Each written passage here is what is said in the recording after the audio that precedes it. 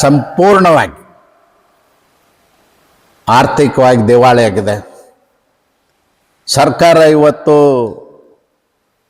ವಿಧಾನಸಭೆಯಲ್ಲಿ ಆಡಳಿತವನ್ನು ಮಾಡ್ತಾ ಇಲ್ಲ. ಹೋಟೆಲ್ಗಳಲ್ಲಿ, ಬಾರ್ಗಳಲ್ಲಿ ಗುಂಪು ಗುಂಪಾಗಿ ಕುರ್ಚಿಗಾಗಿ ಕಾದಾಟವನ್ನು ಮಾಡ್ತಾ ಇದ್ದಾರೆ. ಸಂಪೂರ್ಣ ನಿಷ್ಕ್ರಿಯ ಆಗಿದೆ. ಅದಕ್ಕೆ ನಾನು ರಾಜ್ಯಪಾಲರಿಗೆ ಆಗ್ರಹ ಮಾಡ್ತೀನಿ, ಈ ಸರ್ಕಾರವನ್ನು ಅಮಾನತಿನಲ್ಲಿಟ್ಟು ಕೂಡಲೇ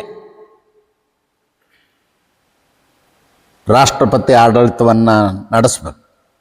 ಇರದಿದ್ದರೆ ರಾಜ್ಯ ಸಂಪೂರ್ಣವಾಗಿ ಹಾಳಾಗಿ ಹೋಗ್ತದೆ. ಜನ ಸಂಕಷ್ಟದಲ್ಲಿ ಬಿದ್ದಾರೆ.